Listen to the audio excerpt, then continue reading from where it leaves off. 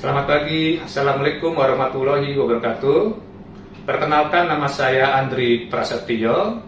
Saya adalah salah satu dosen Fakultas Farmasi Universitas Pancasila yang bergabung mulai dari tahun 2018. Untuk mata kuliah yang saya ampu adalah salah satunya farmasi industri. Bidang ilmu saya adalah teknologi farmasi.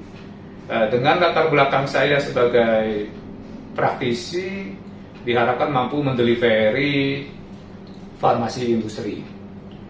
Baik, saya coba ingin menjelaskan terkait rencana pembelajaran studi untuk mahasiswa semester 5 farmasi industri ini, yaitu yang pertama adalah mahasiswa mampu memperinci persyaratan apa yang harus dipenuhi oleh industri farmasi terkait bangunan.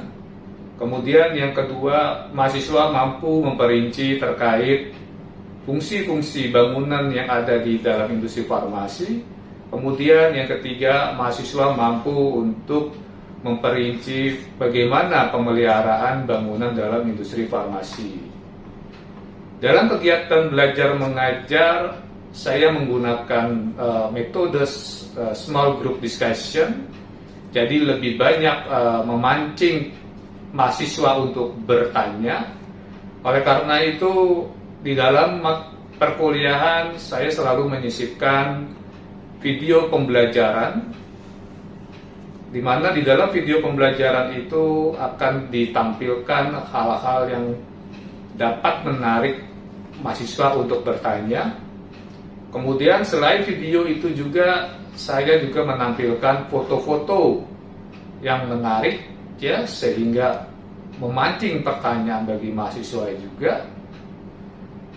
Kemudian selain memancing mahasiswa bertanya, untuk melihat pemahaman mahasiswa, saya juga selalu berusaha memastikannya dengan cara menanyakan kembali apa yang telah dijelaskan.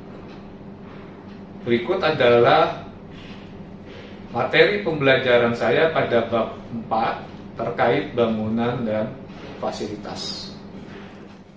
Oke ya, Assalamualaikum warahmatullahi wabarakatuh. Selamat siang adik-adik semua. Apa kabar? Selamat siang Baik. Pak, baik. Alhamdulillah ya, baik ya.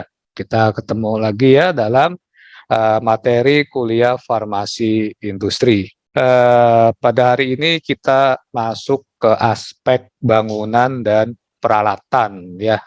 Kalau yang masih ingat ya, sebelumnya kita sudah pelajari sistem mutu industri farmasi, kemudian personil ya. Nah, hari ini kita belajar terkait bangunan dan fasilitas ya. Jadi bangunan dan fasilitas adalah salah satu aspek dari cara pembuatan obat yang baik ya, yang diatur ya aspek bangunannya. Ya, nanti akan kita pelajari apa saja yang diatur ya bangunan dan fasilitas. Kita sudah belajar sebelumnya bahwa industri farmasi ini adalah industri yang sangat ketat ya, banyak persyaratan ya, banyak persyaratan yang diatur ya, berbeda dengan industri otomotif misalnya ya. Di industri farmasi ini sangat ketat. Ya. Ada yang boleh dilakukan, ada yang tidak boleh dilakukan. Nah, untuk melihat lebih detail lagi apa yang boleh dilakukan dan apa yang tidak boleh dilakukan, kita bisa melihat video pembelajaran di sini ya. Coba kita lihat ya. Nanti adik-adik bisa memberikan komentar ya terkait video di sini ya. Oke, saya coba. Oke.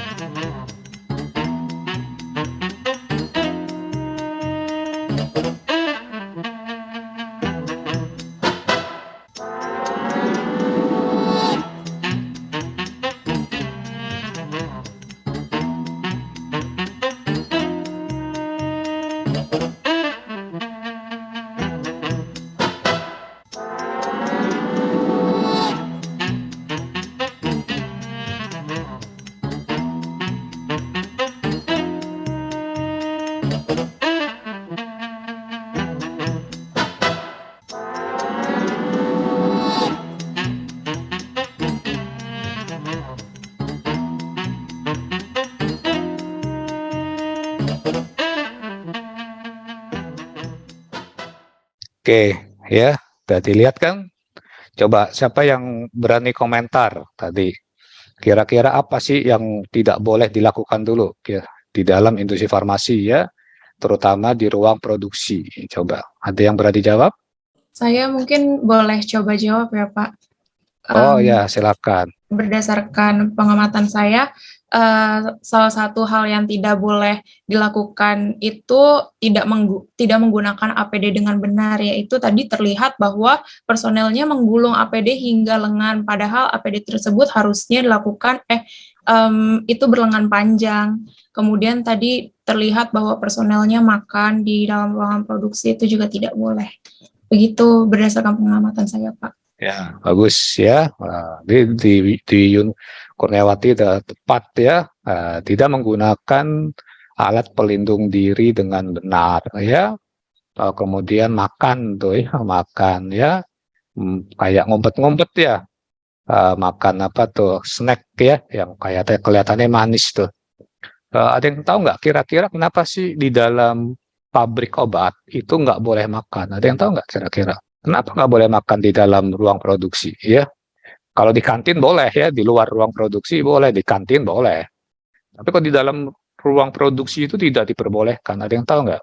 Izin jawab, Pak.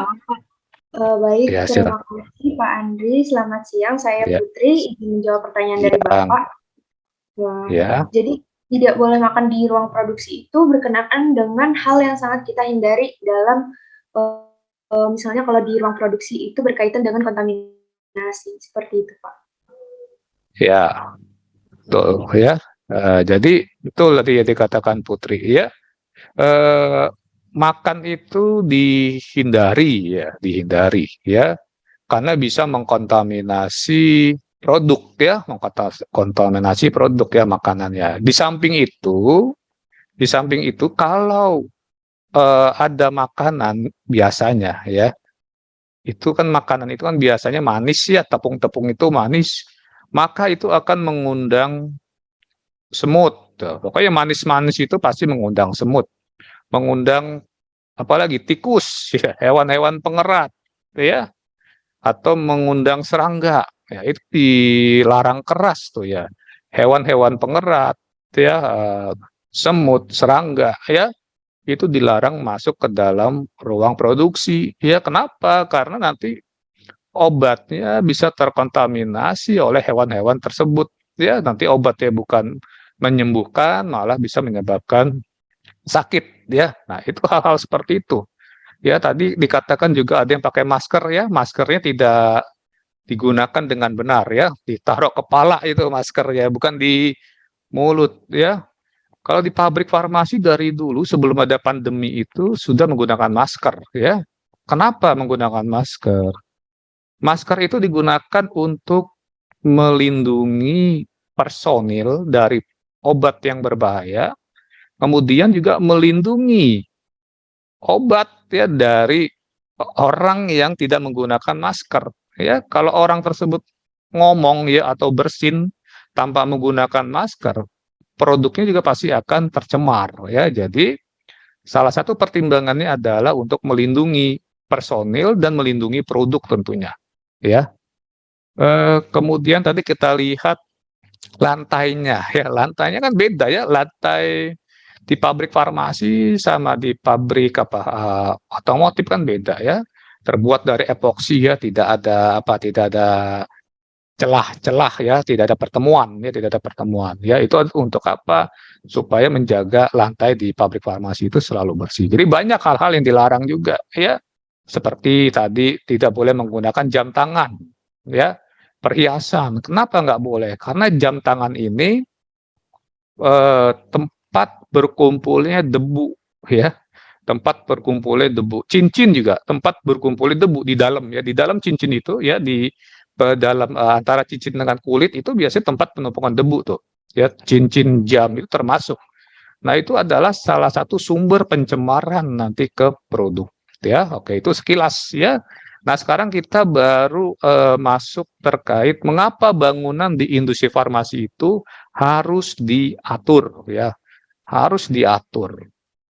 Prinsipnya 12 aspek CPOB itu kenapa diatur adalah yang pertama mencegah atau memperkecil resiko kekeliruan, ya. Kekeliruan, ya. Misalnya apa? Salah ambil, ya. Kemudian salah timbang gitu, ya. Kemudian memperkecil resiko pencemaran silang. Apa itu pencemaran silang? Pencemaran silang adalah bercampurnya produk A ke produk B. Bercampurnya bahan A ke bahan B, ya. Atau sebaliknya dari B ke A, bahan B ke A atau produk B ke A. Jadi itu kontaminasi silang, ya. Kemudian memperkecil resiko kesalahan, ya. Kesalahan yang disebabkan apa? Bisa disebabkan oleh manusia, ya, human error, ataupun peralatan, instrumental error, ya. Itu tujuan kenapa aspek bangunan itu diatur, ya, termasuk untuk memudahkan pembersihan, ya. Kalau kalian lihat ya nanti di industri farmasi, jendelanya itu juga kan beda ya jendelanya ya. Jendelanya itu tidak boleh ada pertemuan antara kaca dengan sudut ya, nggak boleh. Nggak boleh ada sudut ya, tidak boleh ada sudut. Karena kalau ada sudut itu sulit untuk melakukan pembersihan. Makanya bangunan di industri farmasi itu misalnya antara lantai dengan dinding itu dibuat cembung ya sehingga memudahkan untuk pembersihan. Nanti kita akan lihat gambarnya ya. Dari desain bangunan itu sudah diatur. Apa yang diatur ya? Yang diatur adalah alur orang, alur barang dan alur proses ya, pergerakan orang, pergerakan barang dan pergerakan proses ya. Kenapa harus diatur? Satu lagi untuk mencegah kontaminasi ya. Sebetulnya semua pengaturan di CPOB adalah mencegah kontaminasi dan mempermudah proses ya. Jadi orang datang sama barang datang itu melalui pintu yang berbeda. Prosesnya itu tidak boleh saling bertubrukan. Nanti saya coba jelaskan dengan gambar. Ini yang warna biru adalah apa nih warna biru? Yang warna biru ini adalah alur orang. Jadi orang ini datang ke pabrik farmasi, masuk ke dalam Tadi kan kita lihat di video, orang datang mengganti pakaian. Pakaian dari rumah dilepas, kemudian mengambil pakaian dari pabrik ya yang sudah bersih. Kira-kira tujuannya apa? Ada yang tahu nggak? Kira-kira tujuannya apa? Kenapa harus ganti pakaian? Ada yang tahu? Kira-kira apa? Izin menjawab, Pak. Ya, silakan. Ayu Putri, Pak, izin menjawab. Jadi kenapa harus mengganti pakaian? Supaya mencegah kontaminasi ya, Pak. Karena pakaian dari rumah itu sudah terkena debu atau semacamnya. Gitu. Ya, betul ya. Untuk mencegah kontaminasi. Ya, karena kerja dari rumah berangkat ke pabrik itu kan tidak semua menggunakan mobil pribadi ya, banyak menggunakan angkutan umum ataupun motor dan segala macam. Itu debu-debu itu menempel tuh di baju-baju. Memang tidak kelihatan ya. Tapi di industri farmasi itu diatur ya, jumlah partikel itu diatur. Nah, untuk mencegah kontaminasi maka diganti pakaiannya ya, diganti pakaiannya dari pakaian pabrik ya. Jadi kelihatan di sini. Kemudian alur barang melalui pintu yang berbeda dengan alur orang ya. Alur barang berbeda. Ini warna apa? Yang warna merah untuk bahan baku, ya. Yang warna hijau ini untuk bahan emas. Ya, pintunya beda dengan orang. Untuk apa? Untuk mencegah kontaminasi prinsipnya. Ya, atau mencegah bertabrakan. Alur proses juga sama. Harus prosesnya antara yang satu dengan yang lainnya berdekatan. Ya, setelah penimbangan maka harus dicampur sedekat mungkin ya dengan mixing.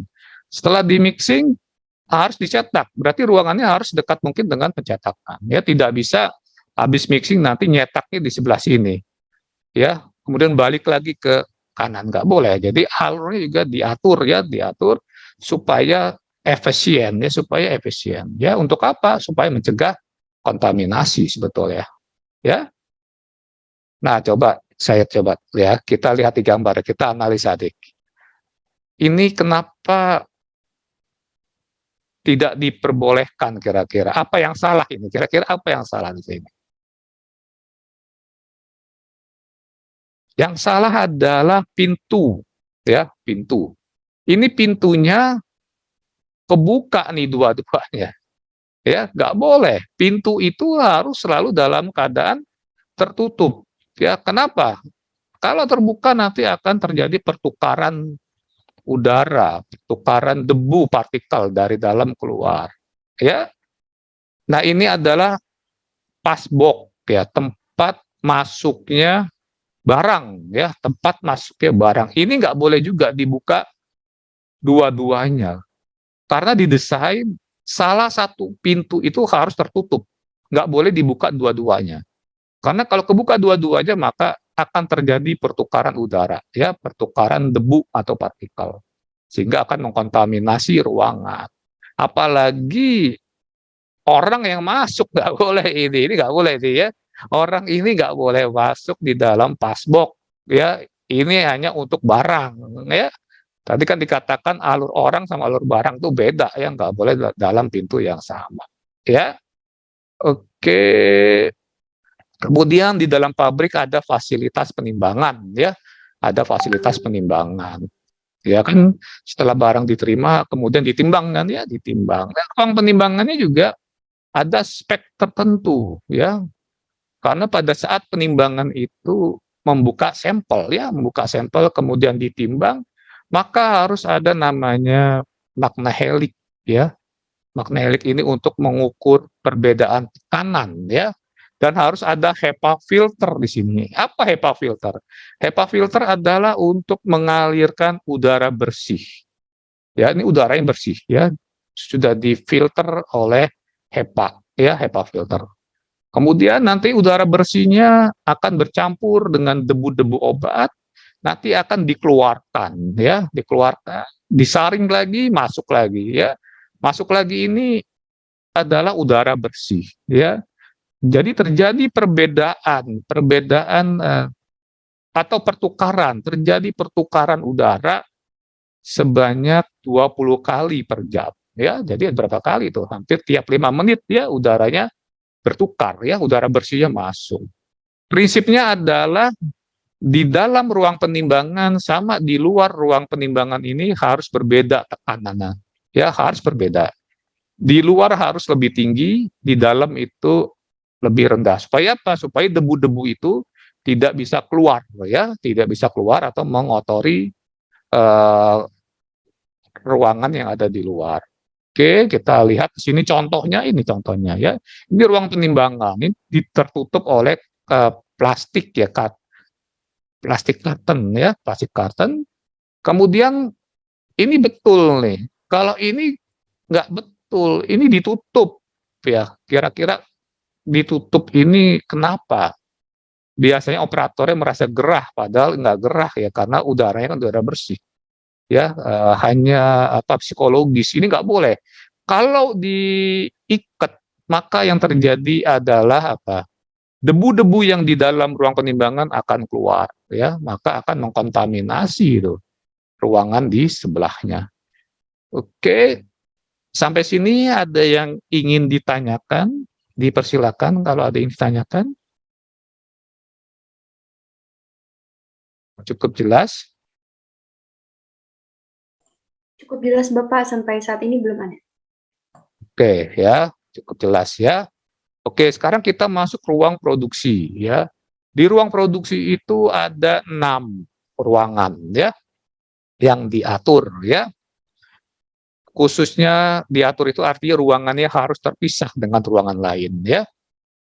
Obat-obat yang sifatnya psikotropik ya, psikotropik itu dapat obat-obat yang tertentu yang dilarang ya. Kita tahu psikotropik ini diatur, narkotik juga, itu harus disimpan pada ruangan terpisah dan terkunci. Ya, ruang karantina. Ruang karantina adalah ruang tempat menyimpan bahan atau produk selama pengujian yang dilakukan oleh quality control ya. Jadi statusnya masih karantina. Penyimpanan alat itu juga terpisah juga ya. Penyimpanan alat adalah untuk menyimpan alat-alat, contohnya apa? Alat cetak tablet, punch and dice-nya misalnya ya. Kemudian baling-baling mixing, ya kan setelah tidak digunakan harus dilepas tuh baling-balingnya. Disimpan pada tempat yang kering ya, dibersihkan, disimpan pada tempat yang kering. Itu juga disimpan pada area terpisah, tapi tetap di ruang produksi ya, tetap di ruang produksi ya. Kemudian tempat penyimpanan printed material, tempat penyimpanan barang-barang yang reject, barang-barang yang dikembalikan, ya itu ada ruangan tersendiri di ruang produksi ya. Itu disimpan pada ruang terpisah dan terkunci dan ada penanggung jawabnya dan diberikan identitas yang jelas ya. Ada ruang cuci alat ya, ruang cuci alat itu tetap di ruang produksi, kan nggak mungkin dikeluarkan keluar ruang produksi ya, nanti kelas ruangannya berbeda tuh ya. Kemudian ada ruangan minum ya, ruangan minum adalah tempat untuk minum ya, tapi minumnya itu tidak boleh teh manis ya, tidak boleh teh manis ya, hanya air putih yang boleh ya, karena kalau teh manis dapat menyebabkan semut masuk ya, nanti menyebabkan kontaminasi oleh serangga ya, itu tidak diperkenankan. Nah ini di dalam pabrik itu lantai, dinding, ya langit-langit itu harus kedap air. Berarti tidak ada rembesan air. Artinya apa? Harus diepoksi ya, harus dibuat dengan bahan material yang khusus sehingga tidak terjadi rembesan air. Karena kalau rembesan air akan menyebabkan apa? Menyebabkan lembab ya. Kalau lembab maka tempat pertumbuhan mikroorganisme ya, maka harus diepoksi itu. Tidak terdapat sambungan ya. Kalau pakai keramik kan kelihatan ya, keramik yang 30 cm atau 50 cm kan ada sambungan-sambungan tuh ya, natnya. Itu nggak boleh. Itu tempat berkumpulnya debu-debu, itu nggak boleh. Tidak merupakan media pertumbuhan mikroba, maka tidak boleh terbuat dari apa?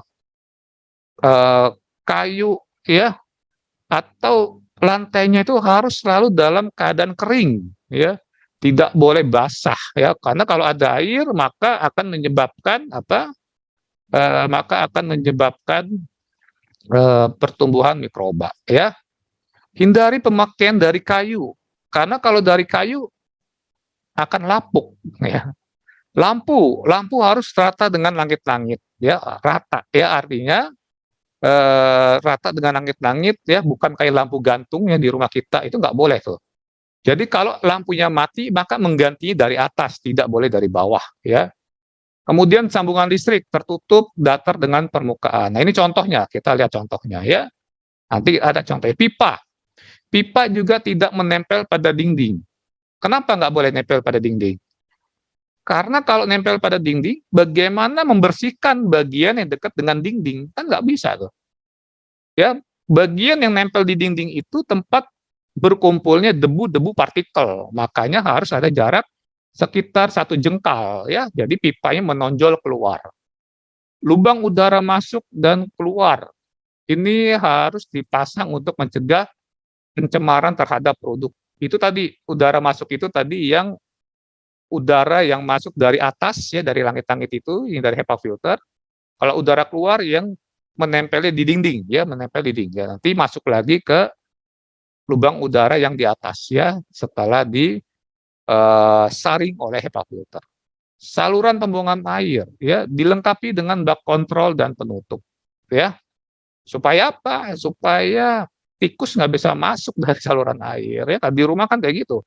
Tikus itu selalu berusaha masuk melalui lubang-lubang pembuangan air. Maka didesain tuh ya penutupnya ya. Dilengkapi ventilasi yang baik untuk mencegah aliran balik ya. Karena kalau ada aliran balik nanti terjadi pertumbuhan mikroorganisme nanti ya. Oke, sampai sini saya berikan kesempatan pada adik-adik untuk bertanya ya, supaya lebih jelas lagi ya, atau konfirmasi ulang nggak apa-apa, silakan kalau ada yang ingin ditanyakan. Terima kasih ya. Oh, ini tambahan nih, sorry, ini contoh gambar ya. Ini contoh gambarnya ini kan seperti ini nih. Ini kan apa nih? Ini jendela ya. Di pabrik farmasi itu jendelanya harus jendela mati tuh, ini jendela mati. Rata kan, ini antara kaca sama dinding kan rata ya, rata, nggak ada cekungan ya. Begitu juga dengan atas tuh lampu juga rata. Ini nggak boleh kayak gini nih, ya ada pertemuan ya. Ini jendela hidup nggak boleh. Jendela hidup artinya dibuka itu nggak boleh. Harus jendela mati ya, harus jendela. Coba kalau kalian bayangkan membersihkan yang sebelah kanan sama sebelah kiri lebih mudah mana membersihkannya? Yang sebelah kiri kan, yang sebelah kanan ini ada cekukan-cekukan atau ya yang menjorok ke dalam, itu nggak boleh membentuk sudut nih, kan membentuk sudut nih nggak boleh ya, sudut di sini sama di sini nggak boleh. Jadi prinsipnya tidak boleh membentuk sudut ya, pertemuan lantai dengan dinding nggak boleh membentuk sudut ya, harus dicembungkan ya supaya mudah dibersihkan ya. Ini gambar terkait apa nih, terkait saklar ya, saklar dalam keadaan tertutup ya, karena kalau terbuka ini juga sumber pertumbuhan debu ya, debu bisa berkumpul di sini semua ya, di samping safety ya, jadi harus tertutup ya. Dipersilakan ya, kalau ada yang ditanyakan silakan. Selamat siang Pak Andri, saya Duyuni izin bertanya. Ya, boleh silakan. Kan tadi disebutkan bahwa fasilitas itu harus dirawat. Kemudian pertanyaan saya, apakah ada jangka waktu tertentu untuk setiap berapa bulan sekali untuk memastikan bahwa alat-alat dan fasilitas tersebut masih memenuhi syarat dan masih bisa digunakan seperti itu, Pak? Ya, baik, bagus ya pertanyaannya ya. Jadi di dalam pedoman CPOB ya, itu sudah diatur, ya sudah diatur. Misal ya, jendela ini harus dibersihkan tiap hari, ya. Jendela harus dibersihkan tiap hari. Kemudian plafon ya, plafon atas ya, itu dibersihkan seminggu sekali. Jadi ada jadwalnya memang, Dwi, ada jadwalnya. Di mana jadwalnya itu berbeda-beda. Ada yang dibersihkan tiap hari, ada yang dibersihkan tiap minggu, ya, ada yang dibersihkan tiap bulan, ya. Tapi kalau mesin itu harus dibersihkan setelah digunakan, sebelum digunakan itu wajib dibersihkan. Lantai itu tiap hari ya, pagi sore itu dibersihkan tuh ya. Tapi dinding ya itu bisa 1 minggu sekali. Dinding, atap atas ya itu permukaan atas dekat lampu itu bisa seminggu sekali. Tapi yang tempat berpotensial terjadinya berkumpulnya partikel atau debu itu tiap hari. Kalau mau lihat apa saja Pak yang tiap hari, apa saja yang tiap minggu, apa saja yang tiap bulan, bisa dibuka di pedoman cara pembuatan obat yang baik, Perka Badan POM ya tahun 2018 ya. Oke, itu Dwi cukup jelas. Baik Pak, cukup jelas. Terima kasih atas penjelasan. Ya, kalau cukup jelas, saya akhiri kuliah hari ini. Sampai ketemu minggu depan ya, kita terkait peralatan ya. Baik, selamat siang. Assalamualaikum warahmatullahi wabarakatuh. Waalaikumsalam. Selamat siang Bapak, terima kasih.